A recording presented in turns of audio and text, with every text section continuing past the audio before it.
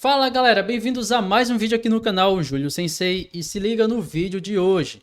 Top 10 genins mais fortes de Naruto clássico do canal Super Geek Verso. Cara, tô muito curioso para ver qual é o rank do Geek, mas eu também tô curioso para ver o seu rank. Deixa aí nos comentários que eu quero saber qual é o seu top 10 dos mais fortes de Naruto clássico. Deixa nos comentários que eu vou estar lendo todos eles e claro, se inscreve aqui no canal, deixa o like e vamos para esse react.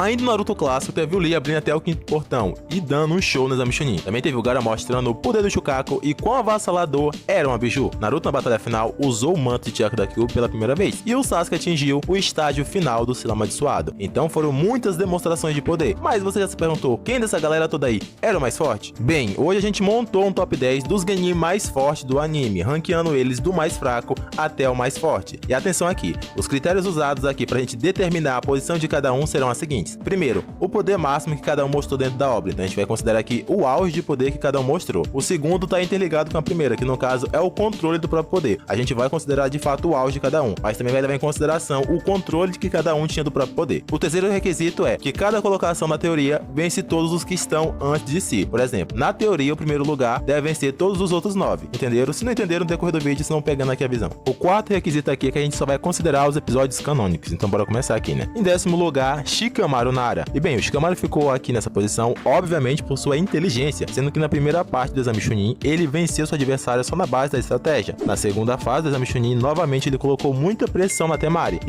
E mano, uma curiosidade aqui sobre o Shikamaru, tá? Que muita gente não reparou, é que quando ele está ali distraindo os Jounins da Vila do Som, ele captura todos os 8. E ele ia finalizar. Ele só não consegue porque ele não sabia que tinha um na retaguarda. Tinha um ali meio que para prevenir emboscadas. Mas se todos os 8, se fosse apenas os 8 ou os 9 estivessem todos juntos, mano, ele teria finalizado todos sozinho, tá? Isso é um feito muito absurdo. Para um genin ainda mais. Só desistiu porque ficou sem chakra, e por causa da preguiça dele que é enorme, mas se não fosse isso, ele teria ganho. Em termos de habilidade, Shikamaru dominava poucas, sendo que a principal era o Jutsu Posição das Sombras, que tinha como função só paralisar o adversário, que era ótimo para ataques em grupo, mas muito vulnerável em 1x1. Mas de fato a fraqueza desse Jutsu era o alcance, que não era tão grande, e também o chakra do Shikamaru, que acabava muito rápido quando ele utilizava essa técnica. Ele também até tinha uma técnica que podia finalizar o adversário, como ele mostrou na luta contra a Tayuya. No entanto, também tinha a fraqueza do chakra acabar rápido, e dependendo da força física da pessoa, ela ainda poderia resistir, como de fato a Tayuya fez. E eu sei que muitos vão colocar o Shikamaru mais em cima, só pelo fato da inteligência, mas galera, se você considerar só a inteligência do Shikamaru, ele ficaria em primeiro lugar, precisava nem de vídeo pra isso. Em nono lugar, Shino Aburami. E bem, o Shino sempre foi um daqueles personagens subestimados, mas ele era assim bem forte, e ele não era tão inteligente quanto o Shikamaru, mas passava longe de ser burro. Na verdade era o oposto. Na primeira luta do Exame Chunin, ele venceu um dos personagens do som usando seus insetos, obviamente, mas também com estratégia, onde ele distraiu o adversário enquanto enviava os insetos para finalizar a luta. Contra o Kankuro, o Shino também se saiu relativamente bem e também mostrou inteligência observando que a fraqueza do jutsu de marionete era o taijutsu, pois como eles lutam a média distância, fica muitas lacunas na sua defesa. E com essa pegada ele até chegou a vencer o Kankuro. E a única coisa que de fato atrapalhou o Shino foi o veneno da bomba de fumaça. Mas se não fosse aquilo, ele teria solado o Kankuro sem maior dificuldade. E caso você ache estranho o Shino estar na frente do Shikamaru, é só você lembrar que o Shino também é estrategista e ele já sabia do jutsu do Shikamaru. E mesmo que o Shikamaru pegasse ele no jutsu, Posição das Sombras, o Shino ainda poderia atacar o Shikamaru com os insetos, então o nono lugar do Shino é merecido. Em oitavo lugar, Kankuro. E pode parecer estranho o Kankuro estar na frente do Shino, sendo que ele tecnicamente perdeu pro Shino, mas o critério de desempate aqui foi justamente o que o Shino mais reclamava no Shippuden. O Shino não participou da missão de resgate ao Sasuke, então aqui, mano, eu fiz até um vídeo, tá? No meu canal principal, Família Ninshu. Se você não conhece, vai lá conhecer. Mano, na minha opinião, se o Shino tivesse nessa missão de resgate que é o Sasuke, teria sido um sucesso, mano. Teria mudado tudo, tá? Pra mim, o Shino só não participou dela aí pra seguir a história. ele não teve a oportunidade de mostrar se estava ou não mais forte. Já no caso do Kankuro, ele apareceu e mostrou estar mais forte, até ter novos truques na manga, como por exemplo novas marionetes. Além disso, ele derrotou o Sukon, que era um adversário bem chato de se lidar, comprovando que ele estava de fato mais forte do que antes. E caso você ainda ache que é injusta a posição do Kankuro, é só lembrar que o Shino também ficou envenenado e iria morrer se não tivesse ajuda. Então o Kankuro com novas habilidades é sim superior ao Shino, e as habilidades do Kankuro de média distância também com veneno são problemáticas para muita gente. E em sétimo lugar, Temari. Temari. O quê? Como assim a Temari ficou na frente de Shikamaru? E bora lá. A Temari se mostrou ser muito forte com seus jutsus de vento e venceu a TT com muita facilidade na primeira fase. E é verdade que a Temari perdeu para Shikamaru no jogo de inteligência, mas não se esqueçam, a Temari também era uma grande estrategista. O próprio Asuma confirma isso. E no final das contas, oficialmente quem ganhou a luta foi a Temari e não o Shikamaru. E vocês lembram quem salvou o Shikamaru lá no arco de resgate ao Sasuke? Exatamente, foi a Temari. E dessa vez ela estava bem mais apelativa, sendo que ela conseguiu derrotar a Tayuya, que estava dando muito trabalho pro Shikamaru. Incrível, mano, a velocidade que os ninjas da areia evoluíram, né? Porque não se passou tanto tempo do Exame Chunin para esse momento aqui, foi muito rápido. Então, em pouquíssimo tempo eles ficaram muito mais fortes. Bem, contra a Temari, a Tayuya não deu nem pro cheiro, não deu nem pra começar. E a Temari saiu de alguém que conseguia apenas fazer pequenos cortes com estilo vento para um nível onde ela conseguia limpar uma floresta em questão de segundos. Foi um aumento de poder muito grande. Além disso, com essa habilidade, ela podia atacar e se defender ao mesmo tempo o Genjutsu da Tayuya, que futuramente seria usado pelo Kabuto e forte o suficiente para deter o Sasuke com o Mangekyou Eterno e também deter o mestre dos Genjutsu, Itachi. Então era um Genjutsu bem poderoso. E a Temari conseguiu se sair muito bem contra esse ataque. Então o poder da Temari era sim absurdo, sendo que ela era naquela época a Kunoichi mais forte disparado. É porque o vento, né, ele empurra o som. Então ela é basicamente uma cauda desse estilo aqui de Genjutsu, que ela pode repelir o som. Então, se ela repele o som, não tem Genjutsu. E em sexto lugar, Choji Akimichi, outro personagem muito subestimado, inclusive eu mesmo subestimava, mas o Choji é muito forte. Com o jutsu de expansão dele, ele podia fazer um rolo compressor que pode destruir tudo que estivesse em sua frente, e tinha uma velocidade considerável nesse modo. No entanto, o verdadeiro motivo do Choji ficar em sexto lugar é porque ele pode apelar para as pílulas, que vão gradualmente aumentando os poderes do Choji, permitindo que ele consiga expandir partes espaciais do corpo ou até expandir completamente. E claro, isso aumenta a força dele várias vezes. Se o Choji estiver disposto a tomar até a última pílula, ele pode ficar até 100 vezes mais forte no modo borboleta, e isso é muito poder, embora ele possa morrer nessa transformação por não ter o devido preparo. No entanto, isso não deixa de ser um poder absurdo para um Genin, e bem, usar tal técnica, no entanto, é um recurso que ele pode usar a qualquer momento, então sim, a gente vai considerar, porque embora seja perigoso, fica a critério dele, fica a escolha dele. É um poder que gera um risco, mas que ele pode usar a qualquer momento. E em quinto lugar, Naruto Uzumaki. Caraca, Naruto em quinto, mano. Bora ver a explicação, hein? E eu sei que muitos não vão concordar com essa colocação do Narutinho, porque para alguns é muito cedo pro Naruto aparecer. Mas se você entender os critérios do top 10, você vai ver que faz total sentido o Naruto estar nessa posição. Bora lá. Até o final do anime, o Naruto tinha evoluído consideravelmente, sendo que ele já consegue fazer uma multidão de clones, e também já contava com Rasengan, que é um jutsu de nível A, que já é muito poderoso. E é verdade que o Naruto já tinha em posse o contrato de invocação dos sapos, mas o Naruto não tinha o controle dessa técnica. O Naruto só invocava os sapos dependendo da sorte. Na luta contra o Gaara, o Naruto tentou invocar o Gamabunta, mas falhou. Só no finalzinho ele conseguiu, mas como eu disse, foi na base da sorte. E novamente lá, quando ele tá junto com o Jiraiya contra o Orochimaru, ele não consegue, né? Ele tenta invocar e falha novamente. Tanto que posteriormente, na luta contra o Orochimaru e o Kabuto, o Naruto tenta invocar o Gamabunta e volta a falhar. Então, é um poder que ele tinha, mas que ele não controlava. Logo, a gente não considera ele como uma certeza em batalha. Outras coisas que muitos vão falar é da luta final contra o Sasuke, onde ele usou pela primeira vez o manto da Kyuubi e mostrou um poder absurdo, que com certeza deixaria ele lá em cima nesse ranking. Mas, novamente, aquilo foi sorte, foi toda aquela situação que ocasionou aquilo. Não era um poder que ele dominasse. Ele não podia acessar aquele manto quando bem entendesse. Então, fica difícil de considerar esse poder aqui. Se o critério é controle do poder, de fato, tá certíssimo. Mas aqui, na minha opinião, por exemplo, independente do adversário, digamos que não fosse o Sasuke aqui, fosse outro ninja poderoso que estivesse forçando o Naruto ao seu limite, tá? Digamos que ele estivesse quase matando o Naruto. Claro que o chakra do Kurama iria intervir. Então ele teria acesso novamente a esse modo aqui. Tá? Que o Kurama não iria deixar o Naruto morrer. Certo, foi um golpe de sorte nessa situação. Mas se ele fosse forçado novamente por qualquer outro inimigo, ele teria acesso. Ele só não tem controle de pegar esse poder aqui quando ele bem entender. Isso tá certíssimo. O Choji, por exemplo, precisava das pílulas para ativar o poder máximo, mas isso estava no controle dele. Já essas habilidades do Naruto não. Então ele ficou em quinto lugar pelos clones, que sim, eram muitos e podiam ser apelativos e dar trabalho, que até mesmo deu trabalho pro Gaara na sua forma Shukaku, e pela possibilidade de talvez invocar o Gamabunta e talvez vazar uma quantidade de chakra suficiente para ativar o manto de chakra. Em quarto lugar, Rockin' Lee. E como eu deixei claro no começo, a gente considera aqui o auge de poder e o controle que cada um mostrou. Então mesmo que no final do anime o Rockin' Lee tivesse debilitado, a gente tá considerando aqui o auge que foi lá atrás no Exame Chunin. E bem, esse Rock Lee dispensa comentários. Ele conseguia abrir até o quinto portão, sendo algo inédito e que deixou todos de boca aberta. O próprio Kakashi disse que era impossível fazer aquilo só com o próprio esforço e até chama o Lee de gênio. Mano, deixa aqui uma pergunta pra vocês nos comentários, tá? Vocês acham que esse Rock Lee aqui teria alguma chance contra o Sasuke que enfrentou Naruto? Lá do Vale do Fim? Se o Sasuke usa o segundo estágio da marca e o Rock Lee o quinto portão, quem vocês acham que iria vencer?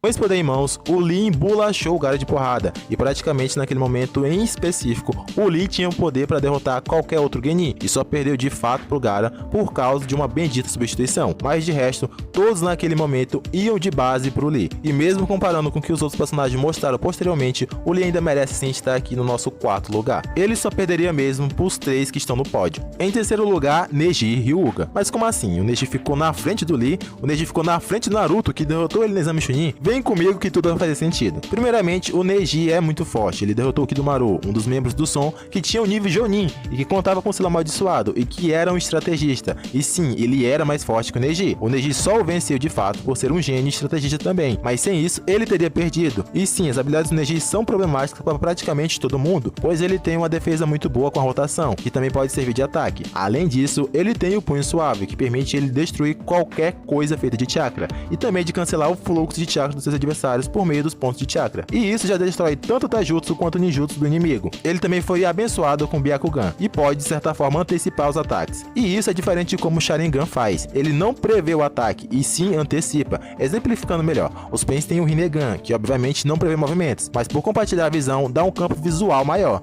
e permite que ele antecipe os ataques inimigos. Com o Byakugan é muito parecido, então lutar com esse cara é muito difícil. E sim, é verdade que o Neji perdeu pro Naruto, mas foi só questão de roteiro, protagonismo mesmo. E também porque o Neji subestimou o Naruto. O Neji nunca viu o Naruto como ameaça, ou até como adversário, por isso ele subestimou o Naruto do começo da luta até o fim. Mas se ele simplesmente chega na batalha e falasse, vou acabar com esse cara aqui agora, não tinha nada que o Naruto pudesse fazer. E caso você não entenda o porquê foi protagonismo, eu te explico. Quem ficou de pé no copo final foi o Neji, mas até ali ele ainda subestimava o Naruto. E até aí tudo bem, não teve roteiro. O protagonismo vem quando o Naruto cava um buraco sem jogar a terra pra fora. O Neji não usar o Byakugan para analisar é completamente plausível, porque ele subestimava o Naruto. Mas o Naruto cavar um buraco sem jogar um único grão de areia pra fora não era possível. Isso porque o Naruto não tinha Doton, e muito menos jutsu pra isso. Por exemplo, o Kakashi é mestre no estilo terra. Ele consegue se locomover e se esconder na terra de boa, porque ele tem o estilo terra, e jutsus específicos pra isso. Já o Naruto não tinha, ele só cavou na velocidade muito rápida e já começa daí o protagonismo,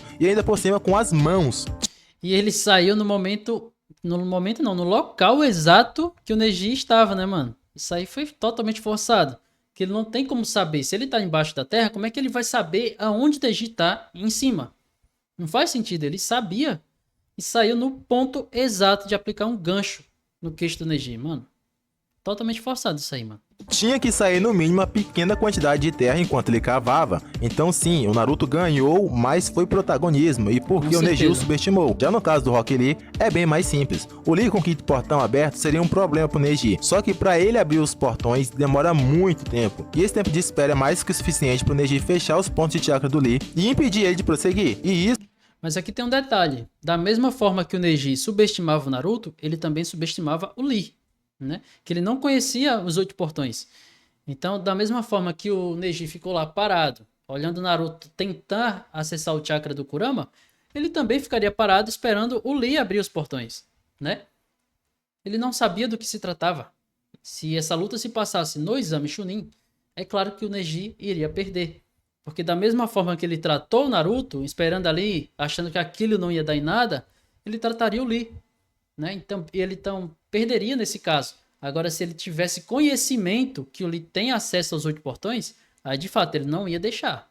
Mas se ele não tivesse, ele ia perder.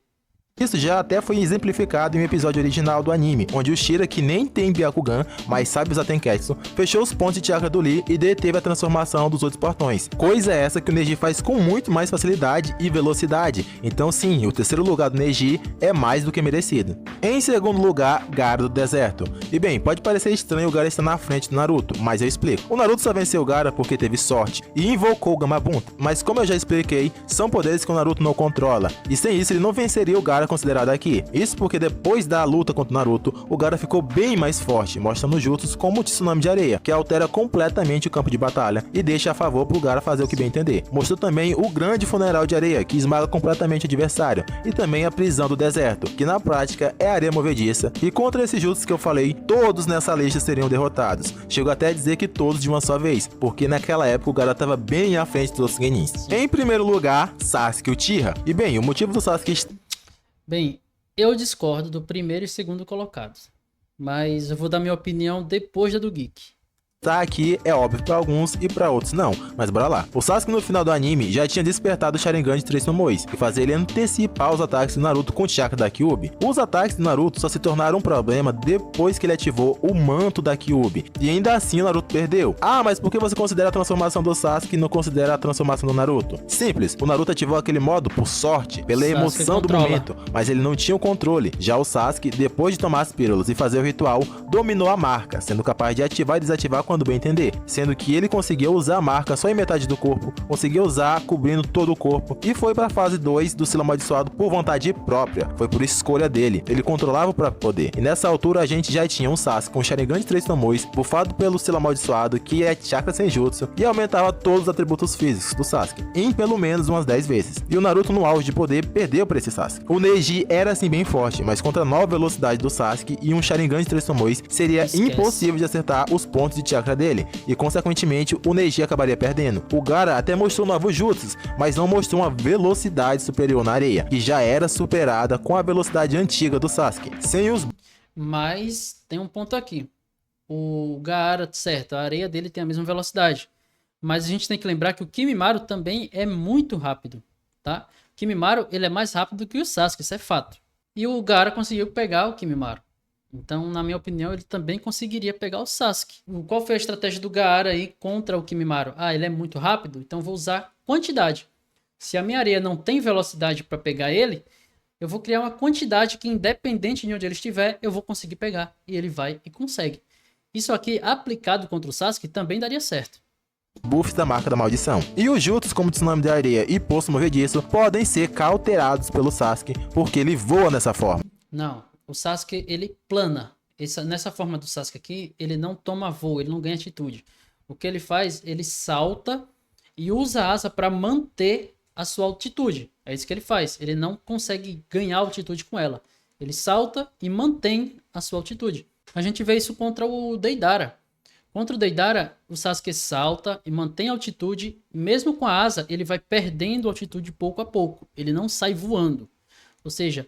As asas do Sasuke servem para manter a altitude, ele plana, ele não sai voando, não é como se ele fosse um Deidara em cima do pássaro ou Onoki, ele não consegue voar, ele mantém a altitude, ou seja, se ele salta e mantém a altitude contra um Gaara ali, com aquele tsunami de areia, uma hora o Sasuke vai cair. Se ele tá perdendo a altitude pouco a pouco, uma hora ele vai chegar ali, e se ele chegar no chão, cara, ele vai cair pro tsunami de areia, mano. E como eu disse, o Sasuke já tinha vencido a velocidade da areia do Gaara lá atrás e derrotado o próprio Gaara no exame Chunin, e daria pra fazer o mesmo aqui. Então o primeiro lugar do Sasuke é indiscutível. Mas e tem mais, o Gaara, ele mostrou que ele tem um certo controle sobre a forma ali do Shukaku, né? Quando ele vai enfrentar o Dosu, ele usa por conta própria, por vontade própria. Se ele usa aquilo ali, junto com tamanha quantidade de areia, o Sasuke não vai conseguir fazer nada. Porque, né, ele tem uma camada de uma biju em volta dele. O Chidori do Sasuke não surtiu efeito contra esse Gaara. Um Gaara um pouco mais fraco e mesmo assim não surtiu efeito. Não seria um Gaara mais forte que iria perder para o Sasuke. Então, na minha opinião, o Gaara conseguiria vencer o Sasuke. Usando ou não o poder do Shukaku, tá? Na minha opinião, ele nem precisaria. Porque o Sasuke, pelo menos aqui no clássico, mesmo com a terceira Tomoe, ele não usa Genjutsu. Agora, se ele usasse Genjutsu, seria outra história. Mas como ele não usa, a minha opinião é que o Gaara venceria ele. Mas essa é a minha opinião, tá? Respeito a opinião do Geek e respeito a sua também. Deixa nos comentários qual é a sua opinião a respeito, quem venceria quem, qual é o seu ranking. Eu vou estar lendo todos os comentários. Deixa também a sua sugestão de vídeo, qual vídeo você quer que eu reaja aqui no canal. E claro, não esquece de se inscrever, tanto aqui quanto lá da família Nenshu, que está saindo muito vídeo lá. E eu conto com vocês. Até a próxima. Fui.